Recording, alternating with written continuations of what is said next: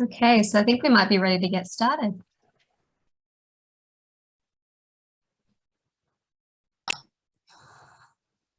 So Irina, give me a big nod if we're ready to get going. Yes, okay. Okay, good afternoon, everybody, and welcome to this webinar hosted by the Australian and New Zealand Head and Neck Cancer Society. My name is Claire, and I'm excited to welcome two speakers today. It's being recorded, yes, who will discuss speech pathology management of head and neck lymphedema. I'm aware we have quite a large audience. We've had over 300 people register, which has just blown us away. So we thank you for your interest.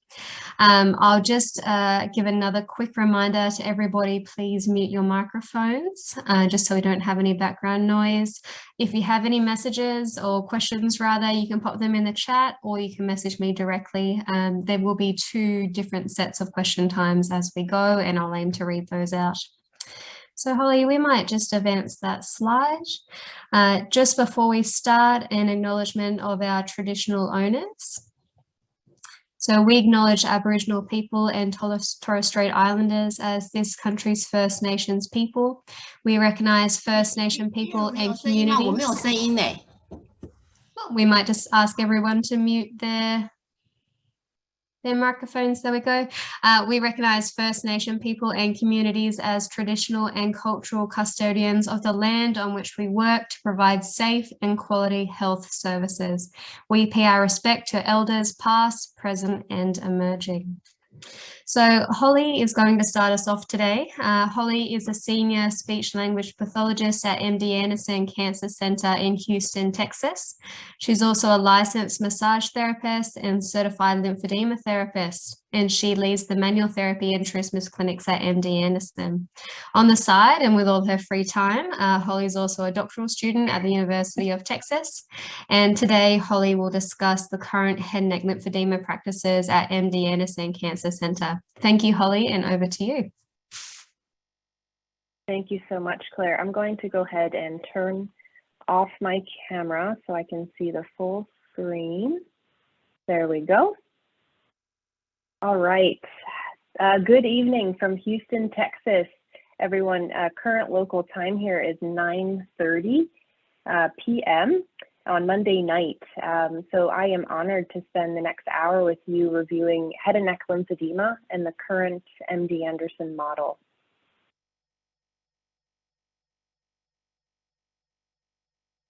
So for financial disclosures, I am a salaried employee of the University of Texas at MD Anderson Cancer Center.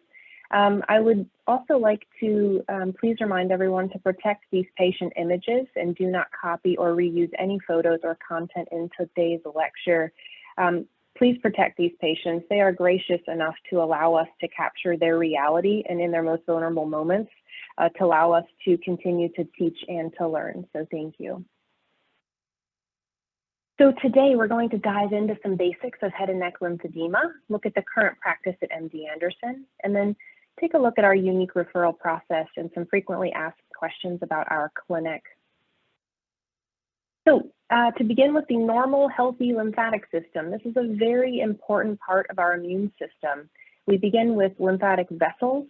These run parallel to the blood supply. So I always joke with patients, we don't see lymphatic fluid in your central nervous system. So, if there's no blood, there's no lymph, but there now is arguably a glymphatic system in the brain. So that's for another day. But it is important to just remind our patients the lymphatic system is a very important recycling center in our body, and we need to treat it with some love.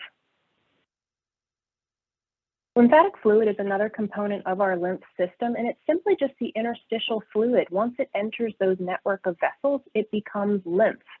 And it contains mostly protein, water, cellular waste, and fat. Its color can range anywhere from clear to slightly opaque, and even sometimes the color of apple juice, depending on where it is in the body. And its viscosity is slightly thicker than water. We have over 800 lymph nodes in the body. We have more than 300 above the collarbone. So this is where the magic happens. This is where the lymph is actually filtered. We produce those antibodies, and the lymph fluid is actually thickened. These lymph nodes do have their own blood supply, and they vary in size, shape, and location, again, depending on where they are in the body. We cannot forget about our other important lymphatic tissues. Those are the tonsils, the spleen, and the thymus. They each play a very important and unique role in this system. Which brings us to lymphedema. So lymphedema is the actual physiologic failure of the lymphatic system, and it's to either filter and or transport that lymphatic fluid throughout the body. So in short, lymphedema gives the appearance of swelling, and it's as a result of a congested, fluid-filled waste system. And these are some pretty typical photos below that we see in the head and neck. Lymphedema is very common, prevalence numbers peaking around 90% in patients that have undergone surgery and or radiation. So it's very common, but unfortunately under-recognized. And we have a plethora of etiologies of lymphedema involving head and neck cancer. So again, we're talking about localized damage to lymphatic and or circulatory systems. And we can see this following surgery. So we've severed the vessels, we've removed nodes. It can absolutely cause lymphedema. And something that a lot of times people don't think about, but tumor burden. When tumors are compressing the lymphatic network, we can absolutely see lymphedema. So it's like stepping on a water hose. We've just kinked off the flow, and that lymphatic fluid will not move, or it's eroded a node and it will no longer filter. We also see lymphedema in the arena of radiation with just global soft tissue and cellular damage, and of course any combination of the three as well. And why do we care, right? Why are we all 300 of us listening to this webinar about head and neck lymphedema? And it's because of the functional impact it has on our patients. These patients, it can be an absolute detriment to their well-being. And to begin, we're looking at swallowing. So this can be the oral phase, it can be the pharyngeal phase, the oropharyngeal phase. We see here, I'm not sure if you can see my pointer, but here on the modified barium swallow study, look how thick that posterior pharyngeal wall is, as well as all of that anterior soft tissue congestion. That's going to make for a very narrow lumen and poor efficiency during the swallow, as well as edema in the mouth. You can see the residue all over the oral cavity. We also have parasthetic or prosthetic fit and peristomal attachment. So that example up here in the top, we can see this patient had a rhinectomy. They have lymphedema in their flap and in their upper lip. And while this edema continues to fluctuate and swell, it's very hard for him to place this prosthetic. Once we get that lymphedema down, his nose does fit properly. And this also carries over for our patients that have had laryngectomy or orbital reconstruction. And then we move into airway. So these are obviously not in ranked order, or airway would be at the top, but we can have lymphedema that is so significant that this patient here required a tracheostomy tube because the lymphedema was so severe, superior to his larynx. This patient here on the bottom of the right-hand screen, if she looks down, that lymphedema in the anterior neck will completely occlude her Larry tube and her HME, and she could potentially suffocate. So this is a huge problem for the airway. Also with communication, and this can involve speech intelligibility, voice, or resonance. We see this patient here with a very swollen tongue and lips. Very difficult to understand this patient. And body image. Body image is heartbreaking. You cannot hide head and neck lymphedema. And unfortunately, I don't know if you guys are hearing the same. Our patients are actually very sad that masks are going away. It gave them some peace during COVID, which is just absolutely heartbreaking, but they were preferring to hide behind those masks, as well as other functional impacts with vision if the eyes are swollen, et cetera. So overall, lots of functional impact in the head and neck when we're seeing lymphedema. So moving into the evaluation at MD Anderson, this here is just a snapshot checklist of the things that we cover in our evaluation. So we have MOPAT, and I will go through that in just a moment. That may be new to quite a few of you, and that's what we use for differential diagnosis to ensure that it is in fact lymphedema, and it helps us characterize that lymphedema. We can take 2-dimensional and 3-dimensional images, as well as looking at internal lymphedema on other types of imaging. We use tape measurements, patient-reported outcomes. We also like to begin educating patients at the time of the evaluation. And all of these components are in addition to that comprehensive speech pathology exam that you are already providing. So looking at cranial nerve assessments, oral motor speech, oral mechanism exams, etc. So when we look at MOPAT, here we're looking at medical history, onset of swelling, pattern, appearance, and touch. And we'll dive into these individually, but again, this is to really help us with that differential diagnosis and when to refer back to the primary team versus treat our patients. So we begin MOPAT with medical history. It is critical to understand your patient's current disease status. This patient right here does have recurrent disease.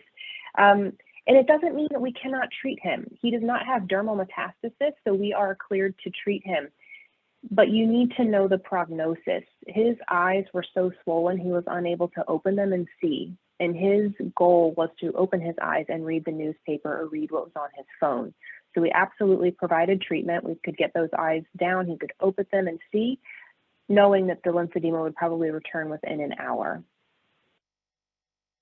Oncology treatment field. So it's important to know where our malignancy site is linked to our drainage areas, whether we're talking about surgery, radiation, and then the addition of systemic therapies on top of that. So for example, if we have a patient that comes in with an oral cavity tumor, we are expecting for that tumor to drain into the levels here, 1, 2, and 3 off to the side. So when the surgeons are going for a neck dissection, we expect to see that scar line on the lateral neck, and that's where they're targeting, as well as the primary radiation field. And this is really important for differential diagnosis. Again, if that patient with oral cavity cancer comes in, I'm expecting to see lymphedema in those zones. But if I see them in level 5A and B, that's a bit of a red flag and warrants a referral back to the primary team.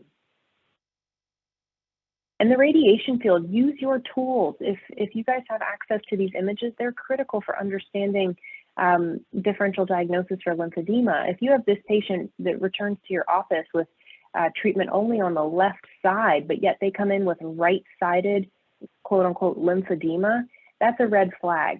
This patient did not receive a large enough dose over here to really warrant lymphedema unless they had additional surgery. More commonly, what we see is this patient here with bilateral neck lymphedema, so they may present anywhere from the lower eyelids all the way down to the collarbone. Understand the patient's current status. Mucositis plays a huge role in inflammation in the tongue and in the intraoral cavity. So understanding if they are in the middle of their radiation, this is probably linked to some of that swelling, as well as osteoradionecrosis and infection. This poor patient here came to us in our trismus clinic. We were looking at her mouth opening. She looked okay. Within a week, look at this diffuse swelling over her left mandible, and that was all infection. She left our clinic, went straight to the emergency room, and was admitted with IV antibiotics. So we need to make sure that these things are infection and are not infection, and in fact they're lymphedema. Band-aids. Band-aids are my nemesis. Always look under the Band-aid. If these patients say, oh, it's just a scab, no big deal, please look. This patient did tell me that it was just a scab. In fact, it was a draining fistula. Again, so if we start manipulating these soft tissues, we can absolutely make that fistula bigger, and then we have a real problem. So this warrants deferring treatment for sure. As well as other medical history, ask the patients about kidneys, cardiac, and carotid health. We have to know how these patients are managing fluids systemically. Can their kidneys tolerate the additional push of our lymphedema treatments? So this patient here, we obviously see lymphedema in the submental region, in her flap, and then in bilateral jowls. However, when you pan down, this patient is not a bodybuilder. She's very tiny. She is 4'10" and teeny, teeny tiny. So I asked about her supraclavicular fossa regions here. It warranted a referral back to her primary team, and now she's being worked up. She has kidney deficits. So again, take a look at your entire patient when things don't look normal. Also, understand their history of non-head and neck cancer. So this patient arrives in my chair with a history of breast cancer, right? So before seeing her, I'm thinking, okay, well, why is she here for head and neck lymphedema? But look at her radiation plan. She absolutely presented with lower neck lymphedema. It's within her radiation plan. That's highly typical of head and neck. So again, use imaging, use everything you can in the patient's medical chart to help differential diagnosis of lymphedema. Onset, so moving on to the O, the pathophysiology, we get the question all the time, when does acute edema actually become lymphedema? And unfortunately, there is no consensus in the literature, but what we do know is lymphedema does not pop up. This patient here said, oh, it just popped up overnight. We can all see that this is red. It was hot to touch. This was not lymphedema, it was infection. Lymphedema is not typically painful, and we don't usually see a new onset of lymphedema after 12 months without an onset of trauma. More typically, what we see is a progressive accumulation. This patient here, it got better, meaning after surgery, but it didn't go away. It's getting bigger again, and this is 8 weeks after radiation. So this is a very typical presentation for when acute edema becomes lymphedema. At Anderson, we like to wait at least 4 to 6 weeks or longer if they've had radiation before working on these post-op patients. We need to allow that post-operative inflammation to protect those tissues. We always respect healing scar lines, but does that mean we have surgeons ask us to go see them inpatient and in a week or two of their surgery? Yes, absolutely, but that's approved by the medical teams. Post-radiation, we like to wait 6 to 10 weeks. Again, patients do not want you manipulating their neck 2 weeks after radiation. We can all appreciate that. We were seeing acute inflammation, intraoral mucositis. You know, I promise you this patient does not want you working intraorally on that mucositis. So again, waiting 6 to 10 weeks, and I do not generally like to add compression for at least 8 weeks. So P, pattern. What's the variability? What are these patients experiencing?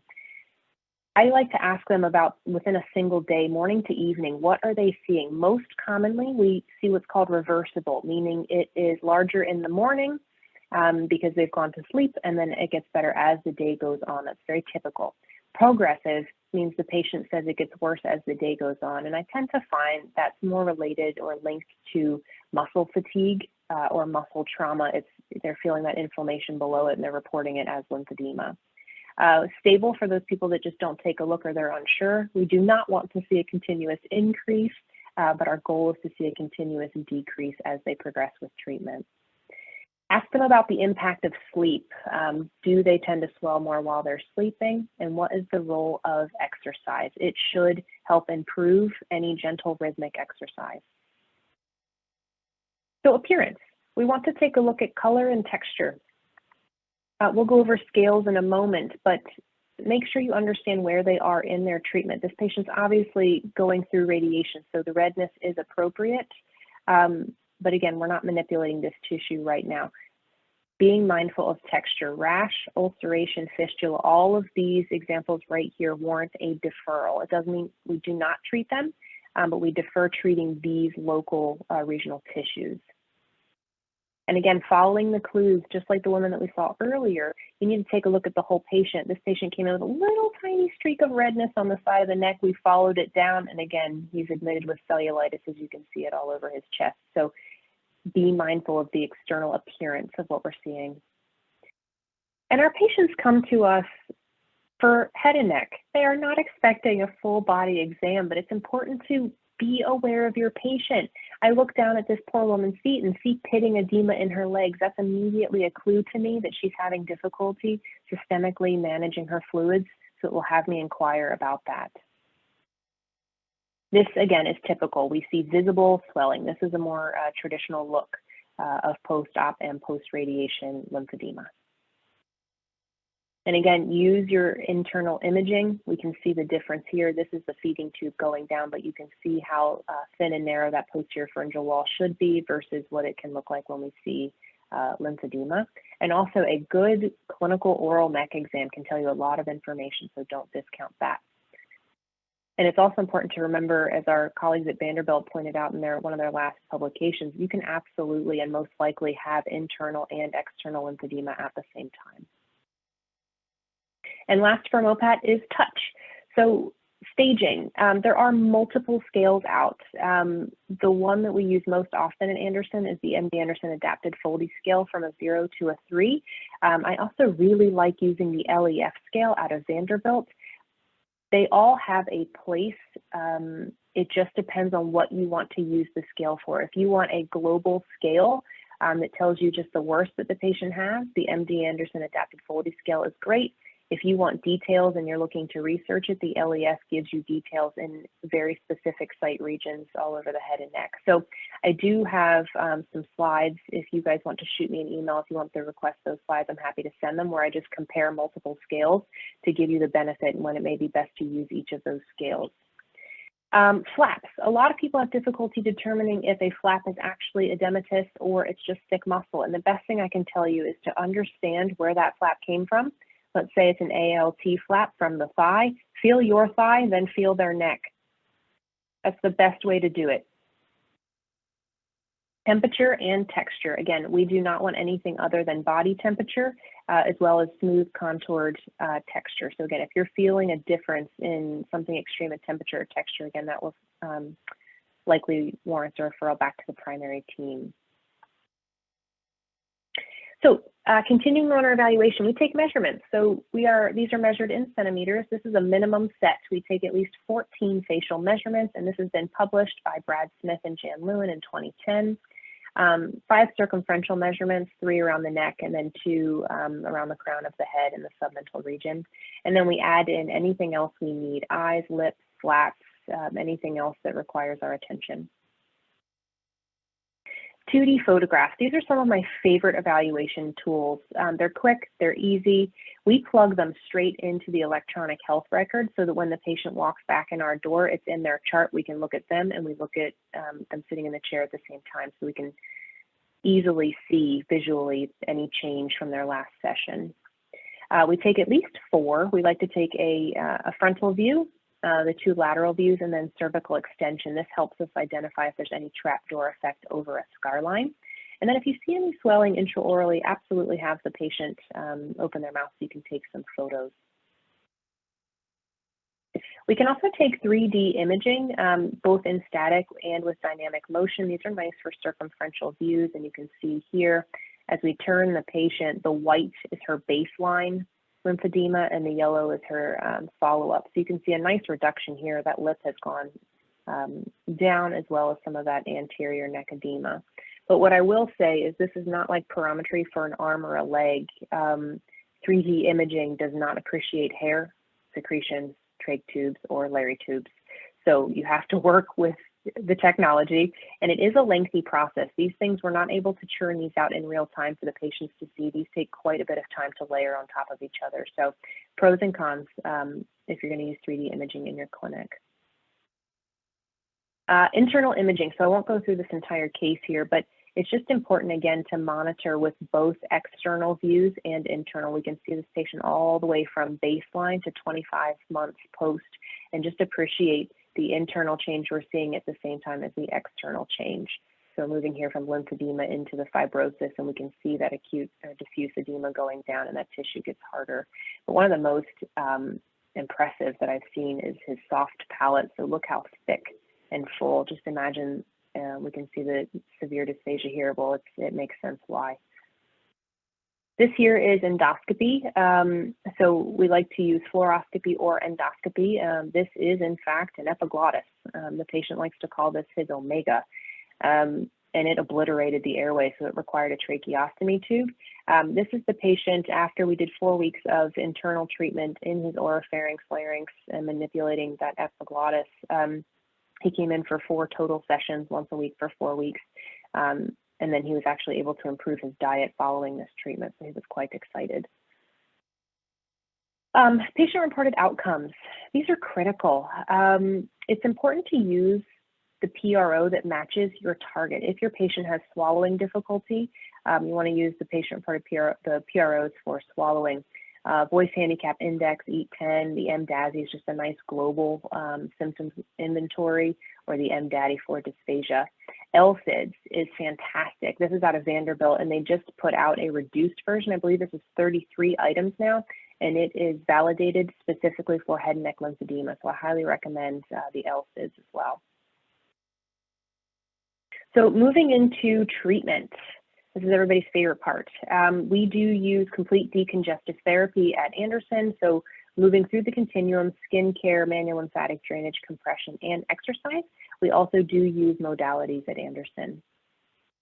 So number 1 is skin care. This is critical. It is so important. It is the natural barrier against infection. We have to keep the skin healthy. It prevents breakdown. Hydrating and moisturizing, so critical. Try performing manual lymphatic drainage when your skin is this taut and scabbed. Very, very difficult. It just improves that skin stretch so they have more effective treatment. And at Anderson, we have a nice patient education handout that tells them some different products they can use and how to manage their skin during and after radiation. Manual lymphatic drainage. So as most of you on this call are probably familiar, our goal here is to mobilize that lymphatic fluid to the nearest region of untreated lymph nodes. So it's a very light skin stretching technique. We're just moving that surface level fluid. I always say massage to the patients. They think they're coming in for lavender and cucumbers or aromatherapy, but we're skin stretching. They get very disappointed. And really our MLD, the way that we identify where we're sending this fluid at Anderson, we think about two things. One, the destination, where are we sending this fluid? And two, how are we getting there? The destination is determined by the radiation plan. Right here, we see a nice narrow field at the larynx. There is no radiation down to what we call the supraclavicular fossa down at the collarbone. So we are absolutely taking that fluid if there's no kidney or cardiac concerns, straight from the site to the supraclavicular fossa. We tend to see more bilateral field diffuse, and for these patients, they've had over 50 gray to the supraclavicular fossa, so we are going to head to the axillary nodes for these patients as long as they have no axillary history or trauma. And then how we get there is determined by scar line. So if the patient's had chemo radiation alone, we are taking what's called an anterior approach. We are going straight down with gravity. If there is a short scar line, but there is a nice gap between the earlobe and the pinna to the scar, again, we're taking that anterior approach. We really limit the posterior approaches we take when only when we have to, and there's a big scar that comes all the way up to the pinna. We take that fluid through the face, up around the ear, and then down the neck in what we call a posterior approach. So as often as we can, we like to use gravity and keep it in our favor with an anterior approach. Compression. So we use garments to hold compression pads in place. We fabricate these in real time in clinic when the patients are seeing us for that initial evaluation, as long as they're not in radiation or have a contraindication. So we have flat pads and Schneider packs. So we base this on the stage of lymphedema. That's why it's so important to stage these patients. If they have pitting edema, so 1B, 2, or 3, we use a closed cell foam, we package it up, and we keep it within the margins of where they have the pitting edema. The patient wears this Schneider pack or chip bag before manual lymphatic drainage. The goal here is to soften the edema. I always tell them if we get it nice and soft, we avoid that sensation of pushing cottage cheese through a pinhole. So this here, the goal is softening. Everybody gets a flat pad. The flat pad is for levels 1A through 3, so pitting or non-pitting, and they put this on after they do their manual lymphatic drainage, and the goal here is to prevent refilling of those tissues. So again, this here is an off-the-shelf garment, so it's tucking in right here where we see the majority of our lymphedema in that submental or neck region, holds it in, keeps the face open for the patient.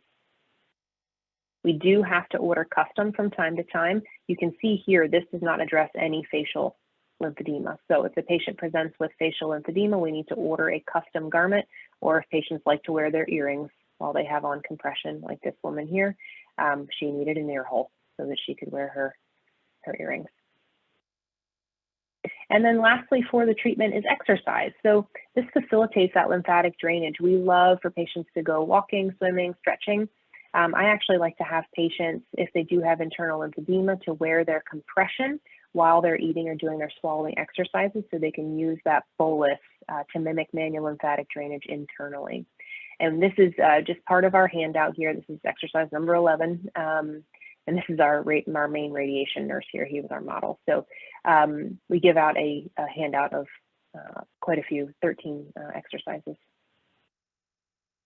And we use modalities.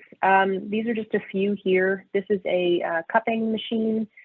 We like to use negative pressure sometimes. You can see here this patient's obviously pitting. So we got some nice pits on him, and then we perform manual lymphatic drainage to really flush that fluid out.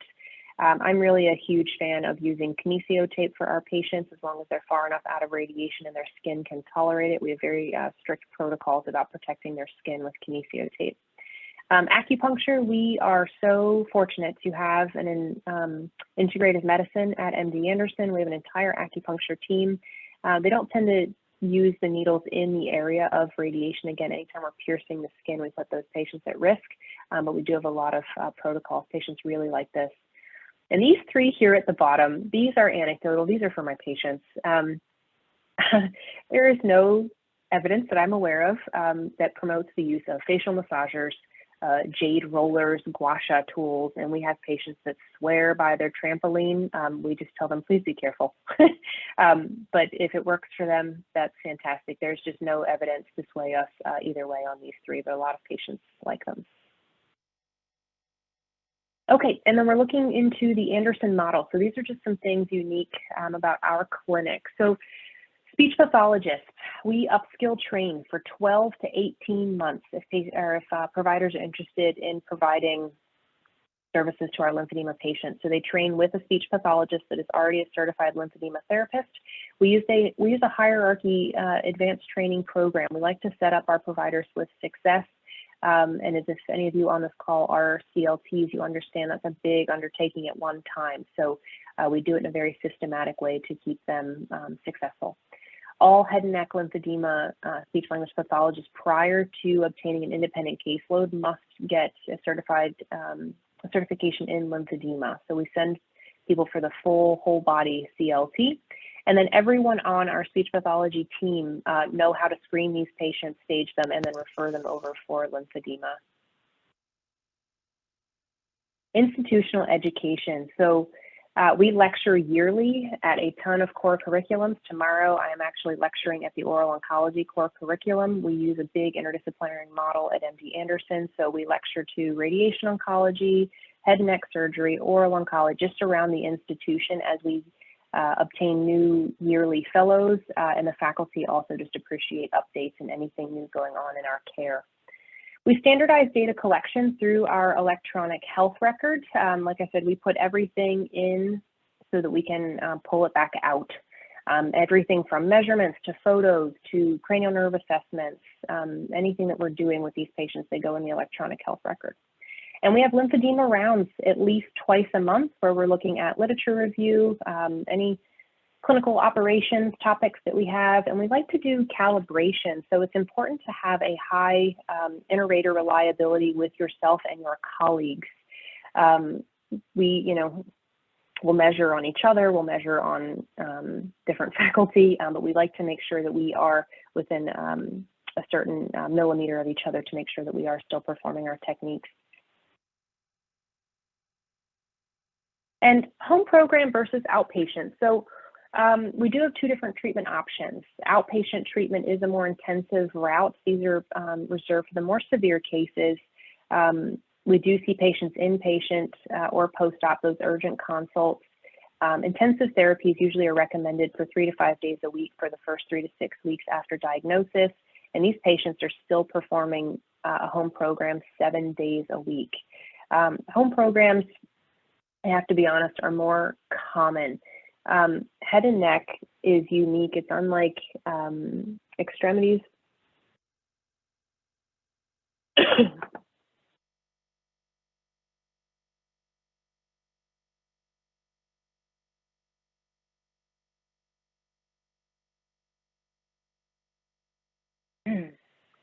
Sorry, I had a pen ask there.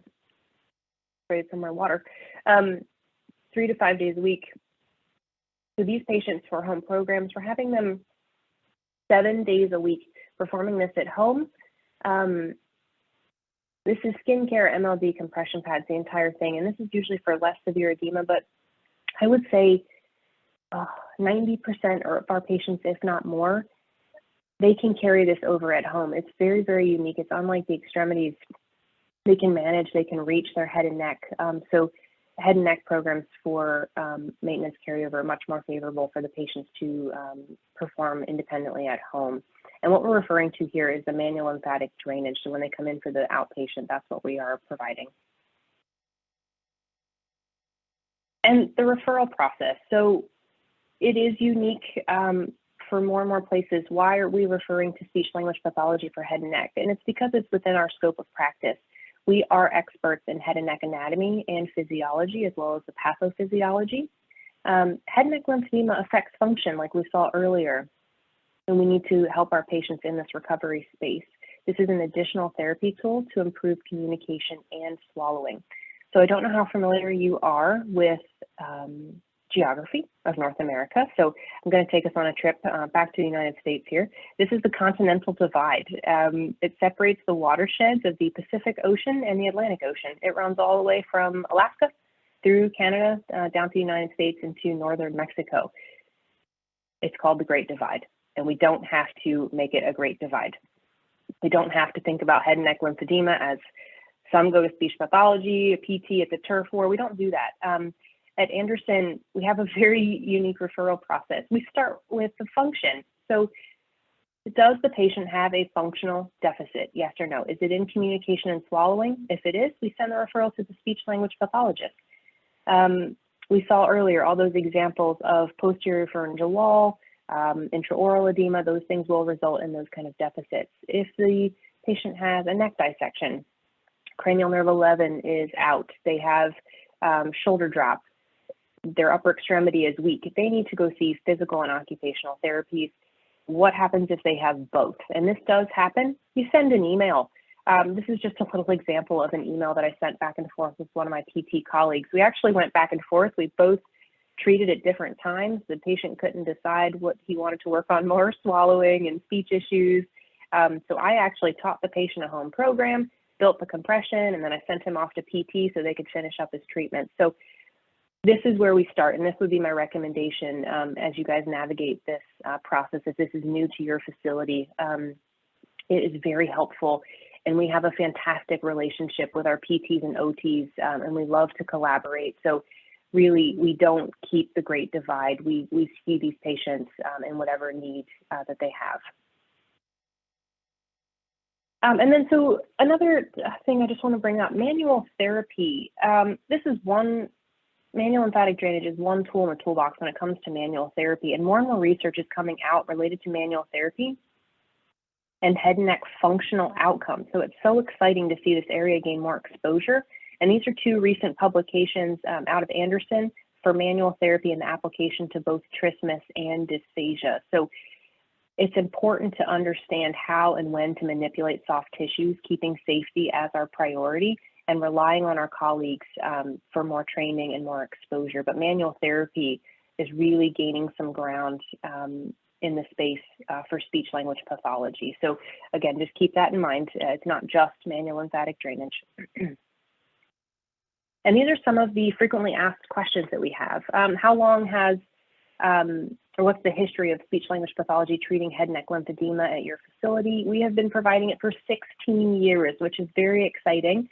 It began with Brad Smith and Dr. Jan Lewin quite some time ago. The amount of time that is dedicated to a session, we allow 60 minutes for that initial evaluation or reevaluation and 45 minutes for therapy. The evaluations take more time because that's when we are building or modifying compression. What is the turnaround time for the referral for clinic evaluation? We do see stat consults same day. Those usually come from plastic surgery or our head and neck surgeons, but more typically they range from 2 to 12 weeks. And it's unique because patients, the majority of patients don't live nearby, so we have to space them out for when they return for those visits. Do we actually see patients for 3 to 5 times a week for 6 weeks of intensive therapy? We can and we have, but to be honest, most patients live out of state. We have a unique insurance, we'll call it unique, and it may not cover this type of intensity of therapy in America. Speech pathology and physical therapy, unfortunately, share an insurance bundle, which doesn't make sense. So we have to share our funding. We use virtual check-ins and home programs for these patients when it's not covered in this type of duration or intensity. And is commuting an issue for your patients? Absolutely, as I know it is for you, everyone tuning into this. Not everyone lives locally. So for us, we have a high number that live out of the country, state and county. Virtual care, it's not my favorite for evaluations. I like to touch the tissue, make sure it's not hot, stage them, do and follow along that track, but it can enhance therapy. If they've already seen you and you're, doing a check-in, you're doing massage with them virtually, it can be quite effective. What is the out-of-pocket cost for a patient? Insurance can cover up to 100%. It can cover nothing. Garments cost all the way up to several thousands of dollars if not covered by insurance. Our go-to that you saw in that slide where it simply holds in the pad that we make is about $50. And the pads we build for free at Anderson. Do you recommend specialized training for speech language pathology? Absolutely. It is my opinion that you cannot treat a systemic process and only understand how it operates in the head and neck. So as mentioned, all of the MD Anderson speech language pathologists that are lymphedema therapists are fully certified lymphedema therapists with advanced training in head and neck. So with that, I just want to say thank you. This is my clinical team here, and these are not all at one time, but these are my home crew. So thank you.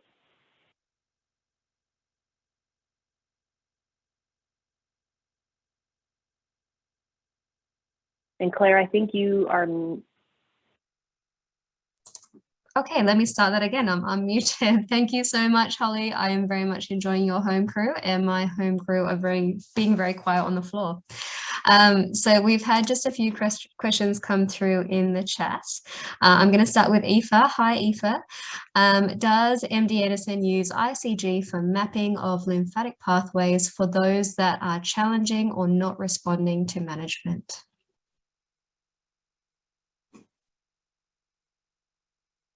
It is not typical.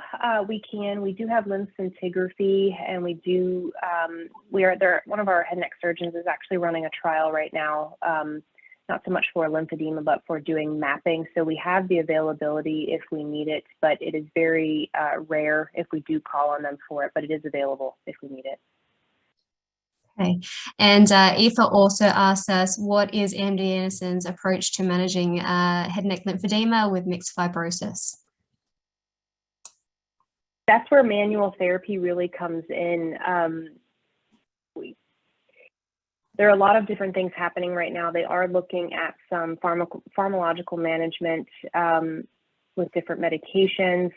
We use manual therapy a lot for fibrosis because you're right, it's not, we do see them on a continuum. It's not seen in isolation. So things like myofascial release, massage, it's just understanding what your patient has, understanding that manual therapy can cause inflammation, and that's likely what your patients are having difficulty getting rid of. So in what order do you provide your treatment, causing inflammation with manual therapy first and then draining it with manual lymphatic drainage? Okay, and then Emma from New Zealand asks, is there a way of measuring or grading and describing internal lymphedema seen on video fluoroscopy or scope? Can I answer that? Yes, so yeah, please do, please do. All right, so internal lymphedema on scope, we now have an updated outcome measure from Heather Starmer, which was published in 2021, and it's called the Revised Patterson Edema Scale. What I really like about this revised scale is it comes with an education package with descriptors of internal lymphedema at each of their internal sites, and it also has photos of internal lymphedema at each severity level at each site as well. So I will pop my email in the chat. If you cannot access that article and that education package, please send me a message, Emma, and I'll get that to you, but it's a really wonderful resource. In terms of video fluoroscopy or CT, I am aware of a few different research teams around the world that have really tried to come up with a protocol for assessing internal lymphedema via those means. I think the reproducibility of the measurements is really, really tough given how much these structures change from baseline to post-treatment. So I think really the only two structures that they kind of could reliably measure and, kind of look at their anatomical boundaries was the posterior pharyngeal pharyngeal wall and the epiglottis.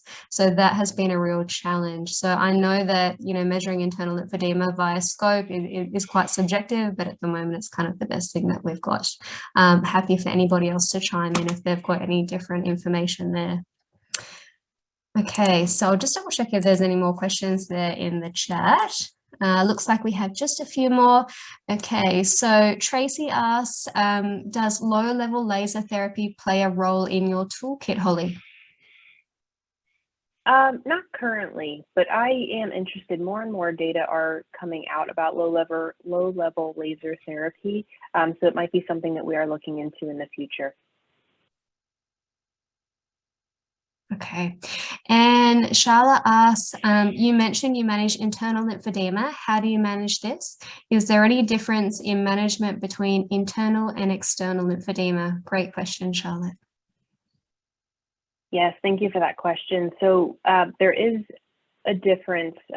For the majority, when I'm saying internal, you can absolutely do internal manual lymphatic drainage. So you can drain the tongue, you can drain the intraoral buccal space, the palate, and they're tolerated pretty well.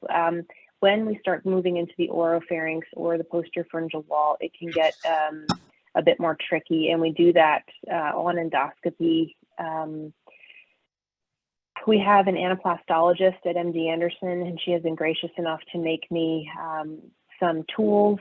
So on endoscopy, we are able to numb the patient. The patient that I showed for an example actually didn't require any numbing, and we performed therapy actually in the pharynx with tools under imaging. I think that's really interesting, and that's a question that I get asked quite a lot. You know, if we treat external lymphedema, will internal lymphedema improve as well? So I guess it's really helpful for me to think about, you know, those kind of more internal, you know, for lack of a better word, massage techniques rather than just treating their external structures. So I think a lot of the literature that does look at, you know, these treatments as well kind of fail to measure and internal lymphedema, which is also a reason why usually we say we don't know. So I think it's really interesting that you're doing that work and documenting it.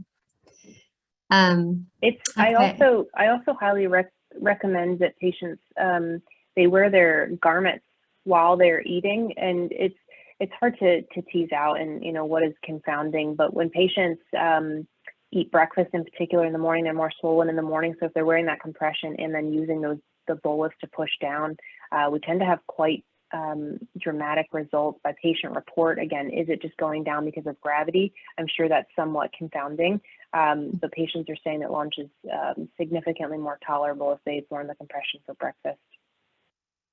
Yeah, and I think that's something that we hear all the time too. Brekkie is always their most difficult meal.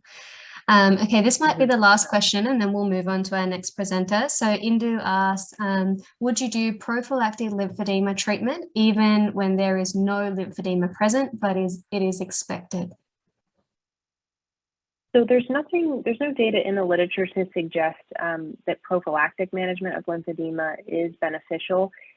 However, from a psychosocial standpoint, just the massage therapist in me, it is very meaningful to introduce touch and massage in a safe space, particularly if they have a caregiver or someone that is willing to help them through the process.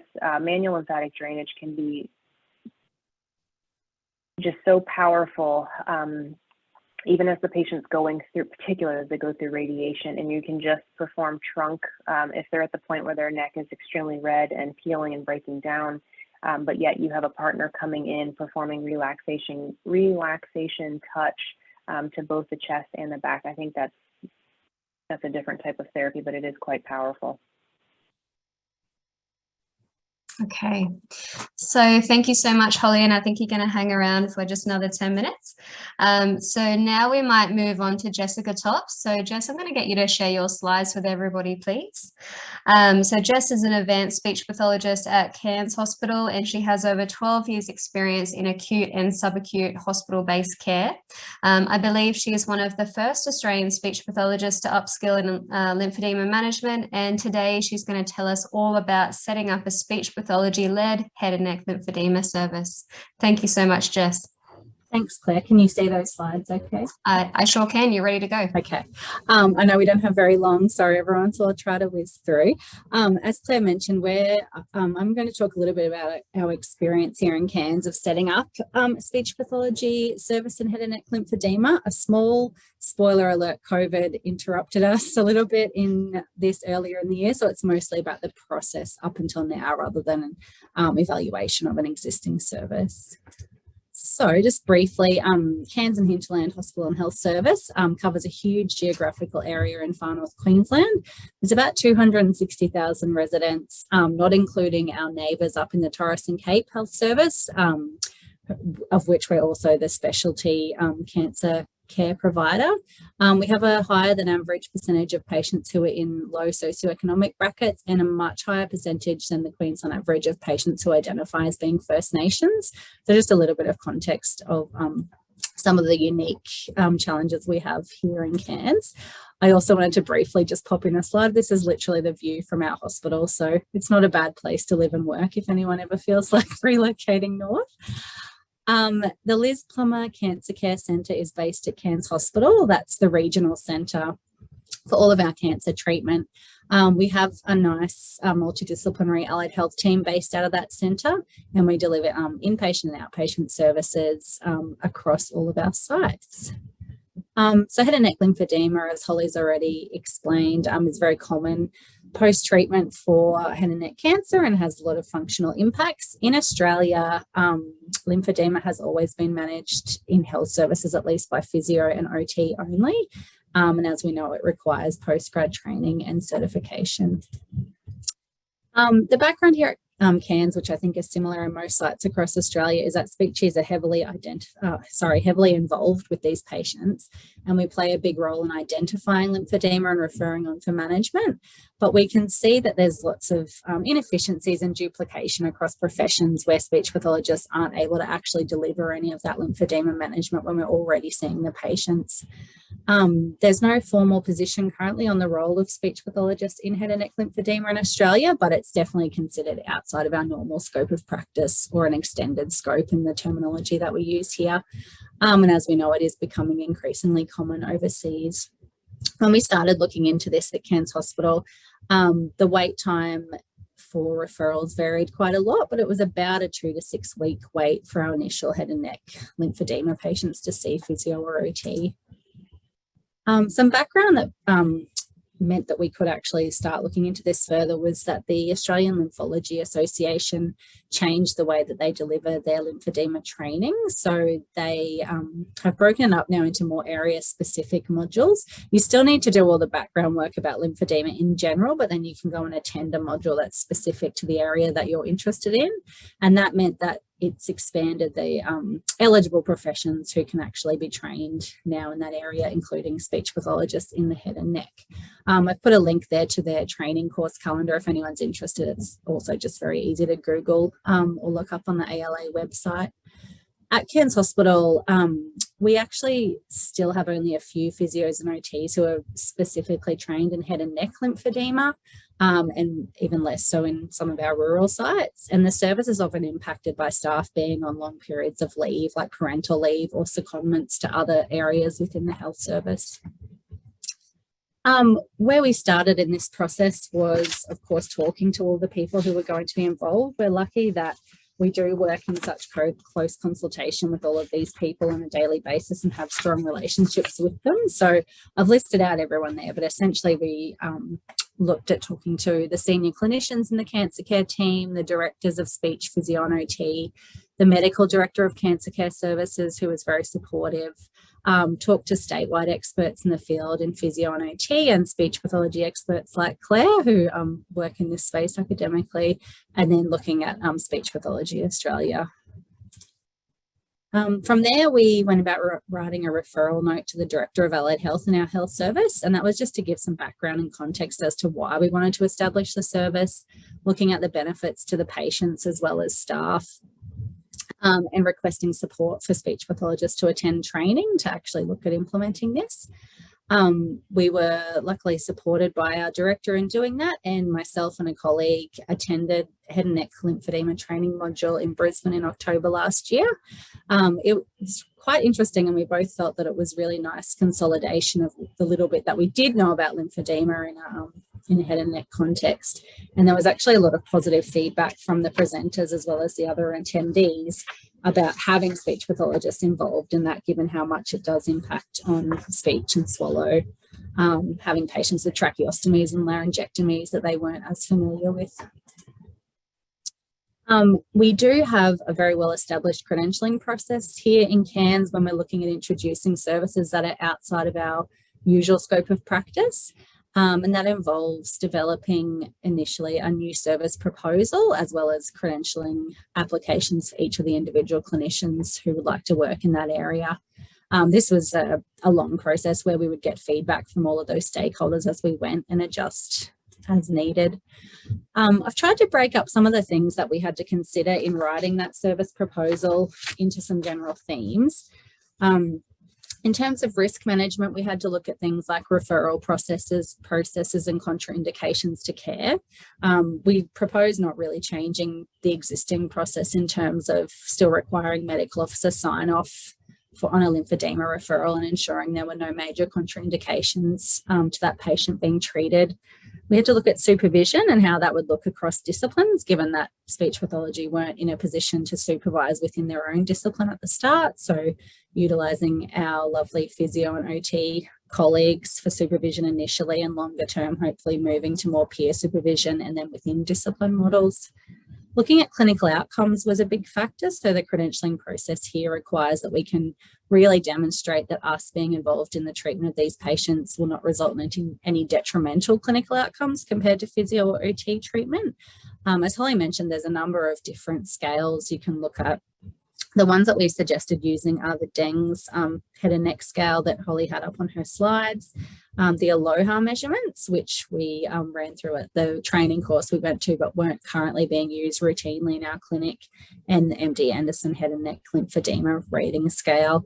The initial plan was that physio and OT would use the same measures and we would compare at the end of that initial credentialing process.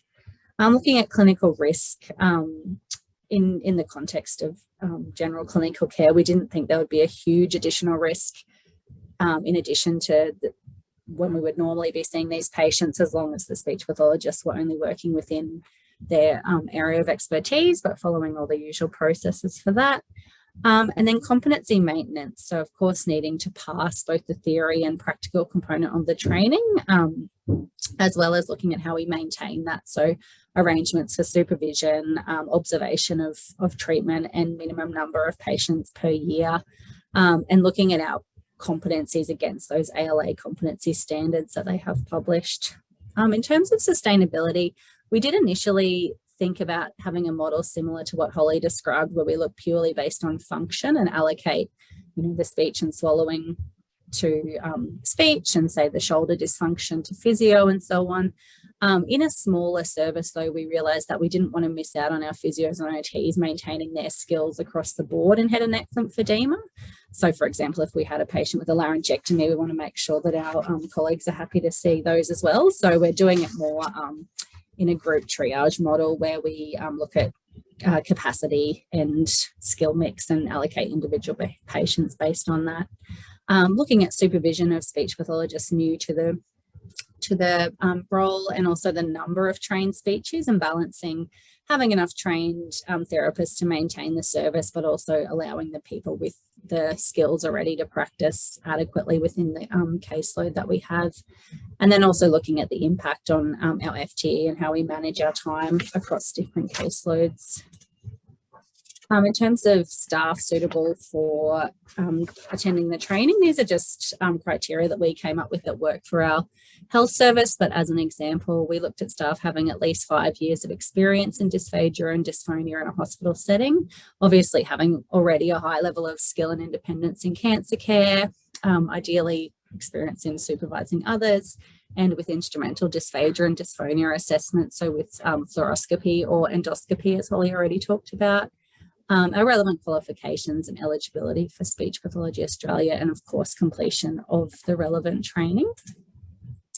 In terms of financial costs, we had to consider how and when we would fund staff attending the training. It's not cheap to go and complete the module itself, and then thinking about travelling from Cairns, the travel and accommodation costs that go with that. Impacts on FTE. So initially we think we'll be able to deliver this service within our existing FTE, and particularly hoping that treating that lymphedema earlier may result in less need for speech pathology input down the track if it actually resolves the speech or swallow issues. But it's something we'll continue to monitor and consider as we go on. And consumables, so the compression garments that Holly was talking about, and how we fund those, and if it's any different to our existing services.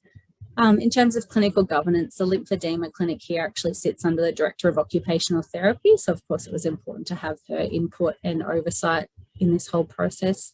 And there was no overarching procedure within our health service as to the secondary lymphedema management initially. So as part of our credentialing, I also wrote a fairly brief procedure that goes into just the clinical side of things and how we manage things from a logistics point of view. In terms of where we're up to now, we had the new service successfully credentialed in December of last year, as well as 2 individual speeches credentialed for a 12-month period.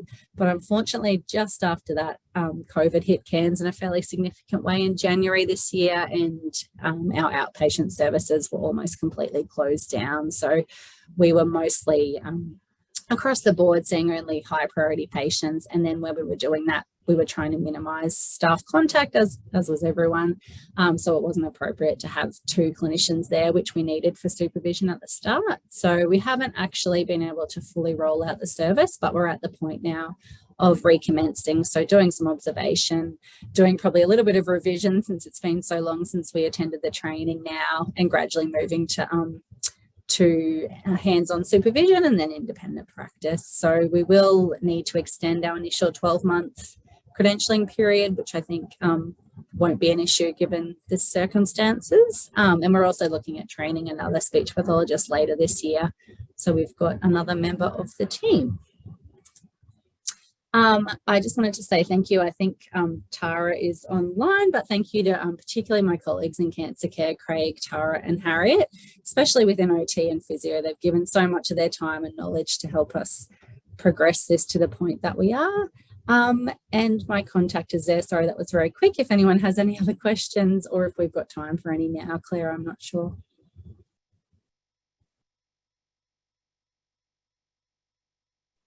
Sorry, unmute myself. Thank you for that, Jess. And we might just take 1 or 2 questions quickly because I'm aware that our time is coming to an end. So I've got one question here. Where has it gone? Okay, one question here from Aoife. Sorry, Jess, you may have mentioned this, but did you need to do a level 1 course? And if so, what was the length of time and cost to do the head and neck module? Oh, sorry, I didn't mention that. I'm not sure what you mean by level 1, but it was called a fundamental course, so that may be the same thing. I believe it was $1,500 per person for the actual course. There was a fair amount of pre-learning that we did online, and the estimation for that was 35 hours. I can't remember if it took me exactly that long, but it was a really decent amount of time before attending the course, and then it was 3 days in person once we were in Brisbane. So it's fairly significant, and I think you'd really want to make sure you had the ability to set up a sustainable service before committing to sending anyone to the training. Yeah, thank you for that, Jess. I know that it was a significant commitment on your part, but I think it's an important commitment given, you know, how our patients are impacted. And I think it's really exciting that, you know, Australian speech pathologists might start to upskill and, you know, help out our colleagues in managing lymphedema. We're mostly excited because you'll see these patients in, say, Feast Clinic and say, well, really the edema is the main reason for dysphagia, but we can't do anything about that.